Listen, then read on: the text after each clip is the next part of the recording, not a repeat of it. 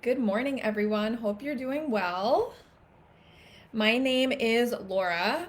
I am so excited that you're joining me today. I'm going to be answering your most frequently asked nutrition, fitness, and mindset questions. Excuse me, but before I do that, I want to tell you a little bit more about myself so you don't feel like you're talking to a complete stranger. Again, my name is Laura. I'm a certified fitness, nutrition, and mindset coach. I have been in the fitness industry specifically for over 7 years, but I have been in athletics and coaching for over 15 years. And the reason I got into fitness was because throughout my 20s, I myself was not one of the most healthy people. In fact, I constantly was overeating, having trouble with portion control. I was living in New York and overdoing it in all senses of the word. I rarely exercised, and I just mentally and emotionally just not feel healthy and felt extremely drained.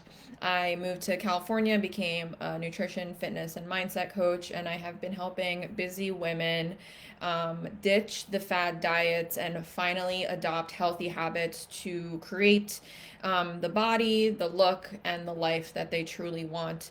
So I love working with busy women. As a business owner myself, I know what it's like to try and get exercise in when you are tired, exhausted, and stressed. I know what it's like to not have time to cook and not have the bandwidth to want to cook. And I know what it's like to mentally feel drained, like you're giving to everyone else but yourself, and have sort of that same energy and take it towards your health and fitness. So today I'm going to answer your most frequently asked questions. And if you have any questions as we go, just drop them below in the comments or in the chat, and I'll be happy to answer them. So the first question that I want to answer, and I'm going to drop it into the comments below, is how can I get motivated to exercise? Right? So a lot of my clients ask me, like, how are you so motivated to exercise every single day? And the answer is I'm not motivated to exercise every single day, but because it's become a routine for me, I make time for it every day. Now, what does that mean? Does that mean I'm doing weights every single day and I'm draining myself every day, having to go to the gym and pick up weights and do resistance training? No. It means that every day I make a conscious effort to move in some sort of way that feels right for me. Does it mean 2 hours in the gym? No, it might mean a 30-minute walk. It might mean a bike ride. It might mean cleaning the garage or cleaning the house. So I'm actually just doing some movement. So there's a fallacy that we just need to have more willpower or more self-control, and that I should just be able to do it. I should just exercise. I have no excuse. But for us busy women, our when we are constantly using our brain all day to make decisions, to manage the family, to manage our affairs, the last thing we want to do is have the willpower to get up and go to the gym. So, a couple things that you can take away from this. When are you most motivated? When do you have the most energy? Is it in the morning? Okay. If it's in the morning and that's the best time for you to get your workout in before the day gets away from you, then try wake up 15-20 minutes earlier to get a walk in or get a stretch in or do 100 squats or do 10 push-ups and 10 sit-ups for a couple rounds, right? Use the energy flow for you that works best. If you have more energy at night when everyone goes to bed and that's the best time for you to get 15 minutes of stretching in or 15-minute walk, then just start there. So again, don't feel like you need to be motivated all the time, but know that the more you are able to make even 15-20 minutes and create more of a routine every single day, it's going to become a habit. So on those days that you're not motivated, you know that that movement's going to actually help you in your business, in your family life, giving you more focus, giving you more energy. So don't feel like you have to use all your willpower and self-control to get there.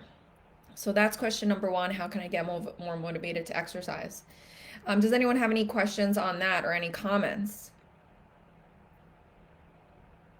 Feel free to drop them below. I posted that question, how can I get motivated to exercise, in the comments section. If you want to add anything, please drop it down below. Okay, the next question I'm going to answer is the best time to eat carbs and what type of carbs? So, this is one of my most frequently asked questions.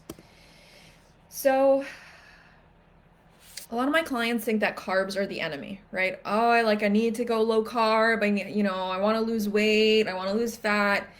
The deal is if you eat too much of anything, you are going to gain weight, whether it's whether it's vegetables or meat or protein shakes or Snickers bars or carbs. If you are eating too much of anything, you are going to gain weight. Now, weight gain is based on essentially eating more than you burn, but there's a lot more factors that tie in, especially for women. We have hormones, our digestion, our sleep, our training frequency. All of those things actually tie in to whether or not we'll be able to lose weight or not. So this question usually comes because women want to know, how can I lose weight? Do I need to cut out carbs? So going back to the question, best time to eat carbs and when? The best time to eat carbohydrates is either before or after exercise or some type of movement activity. Carbs are essentially glucose, and glucose is sugar that's going to give you energy. So if you can time your carbohydrates pre and post workout, you're actually going to be using those carbohydrates for energy versus them getting stored as fat. Now, the best types of carbs to eat are the ones that are a little bit less processed because they're actually going to give you more fiber and more water. So, some examples of less processed carbohydrates are things like oatmeal, quinoa, potatoes, rice, sweet potatoes, any type of like potato is fine. So, if you are wondering, like, okay, I want to maybe clean up my diet or I want to just slim down a little bit, and I don't want to take out all of my carbs completely, you don't need to. Again, time your carbohydrates pre and post workout or earlier in the day so that you're using them for fuel. And I'm not saying you can't have carbs with dinner, right? Like, I would eat them a little bit more in moderation, and you can also pick from those five sort of more like better choices in terms of carbohydrates that are less processed and have more fiber. So things like potatoes, rice, quinoa, oatmeal, and even sweet potatoes. Okay. So that's question number 2. If you have any comments on this, or if you have a further question, best time to eat carbs and when, I commented it below. Please feel free to comment there. Or if you have any other questions, I'm trying to see. Sometimes the questions pop up in other sections and I can't see them. Okay, question number 3 is going to be how to incorporate weights and not get bulky and not get hurt, right? So this is a big topic that comes up with women is there is a fear associated with weight training and resistance training because we feel that it's going to make us look manly or bulky or too big or just not feel comfortable in our bodies. Now, I want to debunk this because first of all, we require a certain amount of hormonal makeup to put that type of big muscle mass on our body, which requires more of the testosterone hormone. Now, because women don't have as much high testosterone, it will be very challenging for us to get to a bulky state without some sort of supplementation in terms of some hormone like that. So it's going to be extremely hard for women to get bulky and have the physique of a man unless you are training for years, and maybe even supplementing with human growth hormone. Now, in terms of weight training to get bulky, it will take you years to put muscle mass on. I have been lifting since I was 18 when I was in sports, and now I'm 36. And I mean, I know you can't really see my body right now, but I am not nearly anywhere that you would be consider bulky. Now, I have muscle maturity, which means that it's easier for me to put muscle mass on as time goes on. But if you are worried about bulking up, then you can focus more on sort of endurance style type of resistance training, which is lighter weights and higher repetitions, anywhere between 12 and 15. I know some women will even go up to 20, but I'd like for my female clients to use weights that are actually going to do something, right? Like 5 pound weights after a while, you're not building any muscle mass. So add in 8 pounds, 10 pounds, even get up to 15 pounds so that you're creating some health in the shoulder joints. You're creating some health and structure, some stability in the joints. You're helping your bones get stronger, and you're also helping you with the aging process, which is really important as we get older. Okay, so that's question number 4. I'm sorry, that was number 3. So number 4 is how to boost your metabolism. Okay, so how to boost your metabolism. Let me grab a tissue here, excuse me.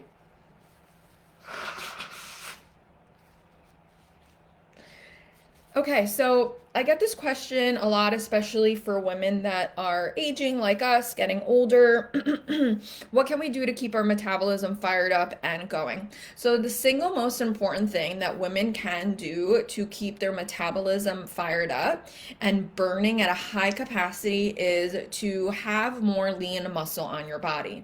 Now, lean muscle is going to be more metabolically demanding than fat tissue or even water in the body, right? So the best thing to do to boost your metabolism is to pick up resistance training at least 3 times a week for full body training.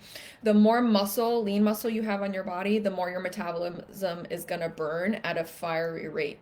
There's also other things that you can start to incorporate, things like cutting out processed foods, which actually affect your hormones, which actually affect your metabolism.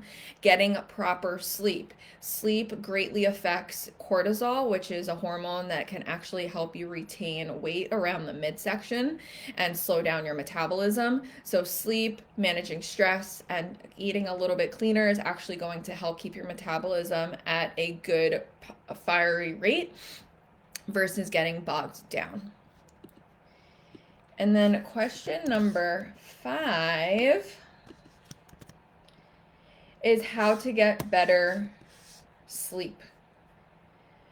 So this is something that us working women struggle with a lot, because especially as maybe business owners or in the corporate field or entrepreneurs, maybe we even have families at home or a partner at home, other family things going on. We always have something on our mind. There's always something that can be done. And it takes a lot of courage, and it takes a lot of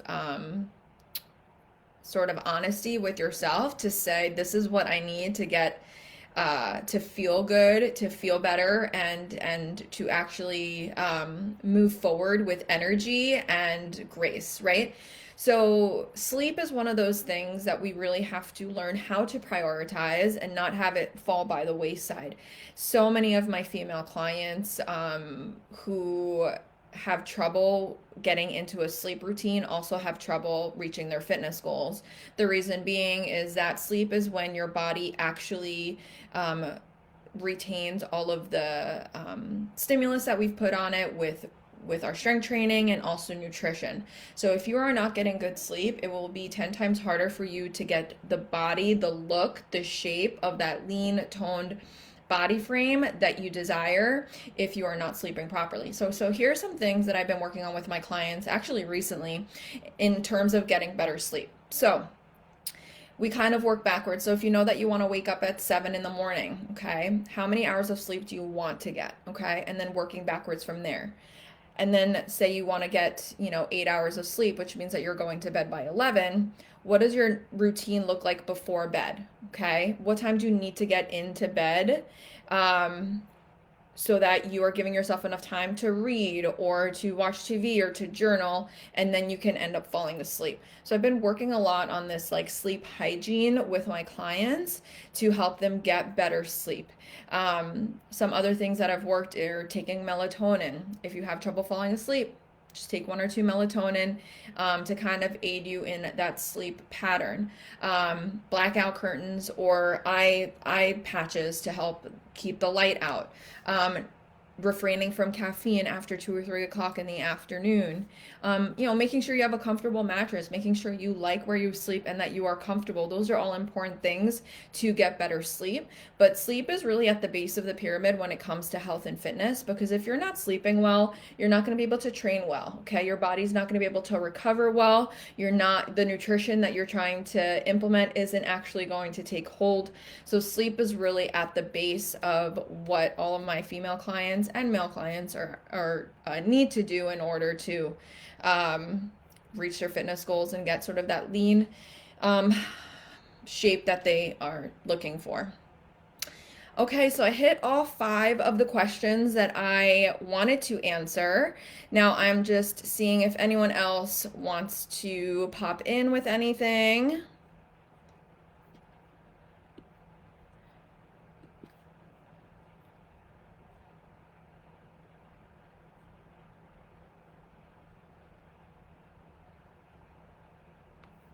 Wait here a couple minutes.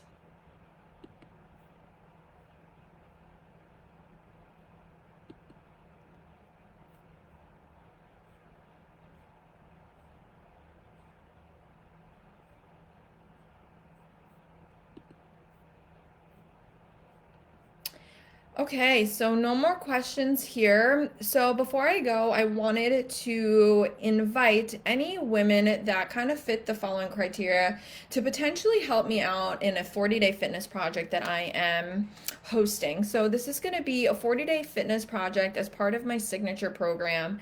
And I'm looking for a group, a few women who are short on time between the ages of 30 and 45 and maybe have a weight loss or fat loss goal in which they are trying to achieve right now. If you feel like you meet that criteria and you're interested in learning more about this 40-day fitness program that I am putting together, fitness project rather, then I want to invite you to go ahead and click on the link in my description and just put your information in there, and I will reach out with more details. So again, what I'm looking for is a few women between the ages of 30 and 45 who have a weight loss or a fat loss goal and are short on time.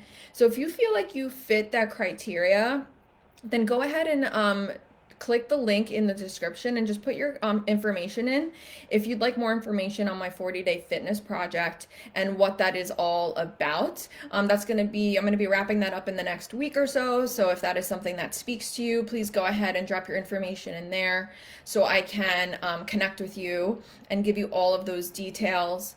And again, so if you are just tuning in, the 5 questions that I recently just answered was: how can I get more motivated to exercise?